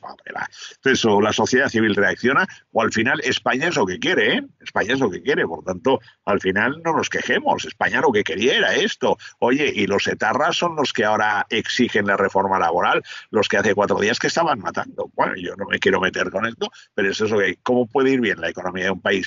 ¿Qué imagen estamos transmitiendo al mundo? ¿Quién va a invertir en España?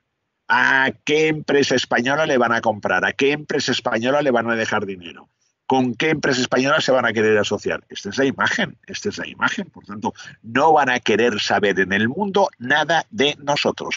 Están preparando corredores de turismo en Europa, a Alemania, Francia, Italia, Grecia, Portugal, que no pasan por España. Esto es lo que hay. Por tanto, la situación es alarmante. O España reacciona o estamos en abismo.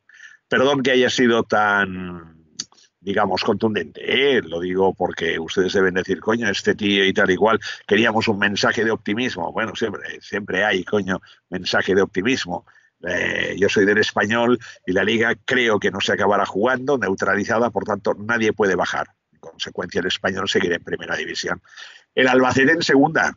Pero bueno, lo importante es que neutralicemos. Esther, una última pregunta y nos vamos a comer la paella del viernes. Miguel asiente con la cabeza. Pues si usted me da permiso, nos traslada a Marta y dice, buenos días, profesor, muchas gracias por su ponencia, es siempre un placer escucharle. Gracias, Marta. Disculpas a Marta porque he sido muy duro. Habrá dicho este tío, yo quería escuchar otra cosa, perdón, Marta. ¿Qué consejo le daría a un joven opositor que se encuentra estudiando para una plaza en la administración pública? ¿Cree que se seguirán convocando plazas en los próximos años, dadas las circunstancias? Bueno, yo creo que sí. Lo que pasa es que se amortizará muchísima plaza. Por ejemplo, el día que yo me jubile, yo sigo en activo en la universidad, y porque yo cada día doy clase por Zoom, con mis alumnos de la universidad, de la facultad de último año, y el día que yo me jubile, pues imagino que ya pues pondrán a un robot que dé la clase. Por tanto, quiero decir, mi puesto de trabajo como profesor titular, como funcionario, quedará amortizado, o seguramente lo más probable es que en todo caso le ofrezcan a algún profesor un contrato en el que cobrará, como están pagando ahora, 150 euros al mes por dar mi grupo, ¿de acuerdo? 150 euros al mes, y entonces con 150 euros al mes tiene que hacer investigación, estudiar, docencia, preparar y tal, 150 euros al mes, pero presencialmente, no online. Por tanto, ¿qué quiere decir? Yo le diría que se prepare, que el saber no ocupa lugar, que si hay posibilidad de la plaza, que adelante, que si puede tener la plaza en propiedad, que adelante, que no pasa absolutamente nada, y luego ya tendrá tendrá tiempo de volar o de dar otro paso, pero adelante. Es decir, que yo le diría que no ceje en el empeño por ser opositor, que al fin y al cabo, digamos, pues bueno, luego siempre estará tiempo de pedir la excedencia o de salir, pero en cualquier caso lo que aprende estudiando y preparando oposiciones, algo que se aprende, es brutal y es para toda la vida. Por tanto, le doy todo el ánimo del mundo a este joven valor que tenemos y que tiene que salvar la economía española. Y por cierto, si ya supera las oposiciones y entra en la administración y tiene algún cargo importante, le digo por favor que cambie por completo, porque quiero funcionarios de alto nivel que vayan al poder. No quiero a estos que se han apoderado del poder, ¿eh? Pues muchísimas gracias, profesor. Agradezco a los participantes del chat, de las preguntas del webinar, y excusar que no hayamos podido transmitir todas estas cuestiones. Había también quien agradecía las respuestas del profesor. Por mi parte, nada más. Yo me despido de todos ustedes. Le cedo la palabra a Miguel Ángel Cuartero, el gerente de ADECA, y también al presidente, a Santos Prieto, que se quieren despedir personalmente. Muchas gracias, profesor. Bravo, Esther. Gracias, hombre, Esther. Bueno, profesor, yo simplemente quiero darle las gracias por haber contado con usted, por haber pasado un rato entrañable, con una fuerte dosis de optimismo, pero también al mismo tiempo creo que de esperanza, porque no debemos de dejar de creer en nuestro país, en España, también en nuestra comunidad autónoma y en nuestro Albacete, y sobre todo en la resistencia y la resiliencia del tejido empresarial de nuestra zona industrial. Muchísimas gracias de nuevo, y bueno, pues simplemente indicarle que en Campoyano, en ADECA, en la Asociación de Empresarios de Campoyano, tiene usted su casa, y supongo que igual le transmitirá el presidente. Muchísimas gracias a todos los participantes, a todos los que nos habéis seguido y sufrido, y os pido perdón personalmente en estos primeros 5 minutos, pero bueno, pues las cosas del directo son así. Muchísimas gracias, y Santos, cuando quieras. Pues ya, sí, muchas gracias también. Está claro, ha sido interesantísima toda la charla y preocupante. Nos quedamos preocupados, es cierto, pero es bueno que un baño de dureza no viene mal porque además nos hace prevenir, nos pone en alerta para todo lo que puede llegar a pasar, y a ver si es verdad que entre todos intentamos arreglar este país, que merece la pena. Otra cosa ya no puedo decir. Ha sido un placer de verdad contar con su presencia, y estoy seguro que cuando sea posible vendrá por Albacete a nuestra sede, sobre todo por 2 cosas, porque habrá pasado la pandemia y porque estaremos todavía funcionando, que es importante. A todos los asistentes también agradecer la asistencia, disculpar los problemas que ha habido con los enlaces, y esperamos que haya sido de interés, que yo creo que sí. Y también emplazar a los siguientes webinars que se van a celebrar el 12 de junio, concretamente a la 1, por la experta en desarrollo de líderes y equipos de alto rendimiento, Inma Ríos, que impartirá la ponencia 12 claves para reinventarse con éxito.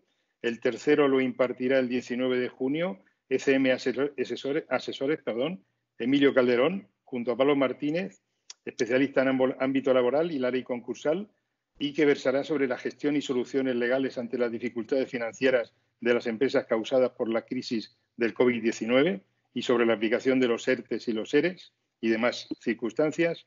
El cuarto webinar lo dará precisamente nuestra experta en prensa y comunicación, la periodista y también en marketing digital, Esther Sánchez Villora, que es la que ha estado preguntándole y haciendo de mediadora y de moderadora. Y la ponencia se centrará en analizar cómo readaptar con éxito nuestra estrategia de comunicación y sacar el máximo beneficio de la crisis del COVID-19. Los interesados que estén escuchando ahora mismo ya pueden reservar su plaza. Y lo dicho, muchas gracias y hasta la próxima a todos, y hasta la próxima, don José María. Bravo, gracias a todos, y un abrazo virtual aquí enorme, y todo el entusiasmo del mundo para Campoyano, ¿eh? Bravo ahí, Campoyano.